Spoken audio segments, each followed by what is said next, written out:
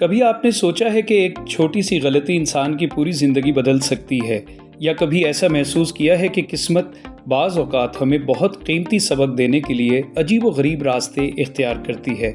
آج کی کہانی ہمیں لے جاتی ہے یورپ کے ایک چھوٹے سے قصبے میں۔ یہ 19ویں صدی کا زمانہ ہے۔ قصبے کے لوگ عام دیہاتی زندگی گزار رہے تھے، مگر ایک واقعہ ایسا پیش آیا جس نے نہ صرف اس قصبے کے لوگوں کو جھنجھوڑ کر رکھ دیا بلکہ پوری دنیا کے لیے ایک نصیحت چھوڑ گیا۔ بس قصہ کچھ یوں ہے کہ ایک کسان جس کا نام ہنری تھا، روزانہ صبح سویرے اپنے کھیتوں میں کام کرنے جاتا۔ ایک دن وہ اپنے کھیت کے کونے میں ایک پرانی سی بوتل دیکھتا ہے۔ بوتل مٹی سے بھری ہوئی بظاہر بیکار لگ رہی تھی۔ ہنری نے سوچا کہ شاید یہ کوئی پرانی شراب کی بوتل ہوگی۔ اس نے بوتل کھولنے کی کوشش کی، مگر اچانک اندر سے ایک کاغذ کا ٹکڑا نکل آیا۔ وہ کاغذ نہ تو عام تھا نہ ہی معمولی، اس پر کچھ پرانے وقت کا نقشہ بنا ہوا تھا۔ قصبے کے لوگ حیران رہ گئے کہ آخر یہ کس چیز کا نقشہ ہے۔ جب گاؤں کے بزرگوں کو دکھایا گیا تو انہوں نے کہا، یہ کوئی خزانے کا نقشہ لگتا ہے۔ اب آپ سوچ سکتے ہیں کہ ایک چھوٹے گاؤں کے لوگ جو غربت اور مشکل میں زندگی گزار رہے تھے، ان کے لیے خزانے کا تصور کتنا پرکشش ہوگا۔ ہر شخص یہ جاننا چاہتا تھا کہ خزانہ کہاں ہے، کون لے گا، کس کا حق ہے۔ گاؤں میں بحث شروع ہو گئی، لوگ آپس میں جھگڑنے لگے۔ لیکن یہاں کہانی نے ایک نیا موڑ لیا۔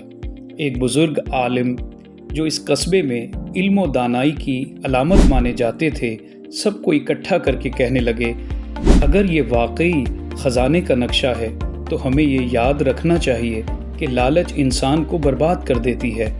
خزانے کی اصل طاقت دولت نہیں، بلکہ وہ سبق ہے جو یہ ہمیں دے سکتا ہے۔ لوگوں کو پہلے یہ بات عجیب لگی، لیکن کچھ دن بعد گاؤں کے چند نوجوانوں نے نقشے پر نشان زدہ جگہ کی کھدائی شروع کر دی۔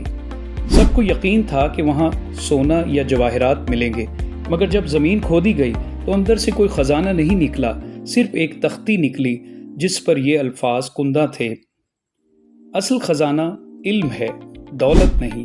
اگر تم نے اتفاق اور ایمانداری کو چھوڑا تو یہ دنیا تمہارے لیے جہنم بن جائے گی۔ یہ جملہ پڑھ کر گاؤں کے لوگ خاموش ہو گئے۔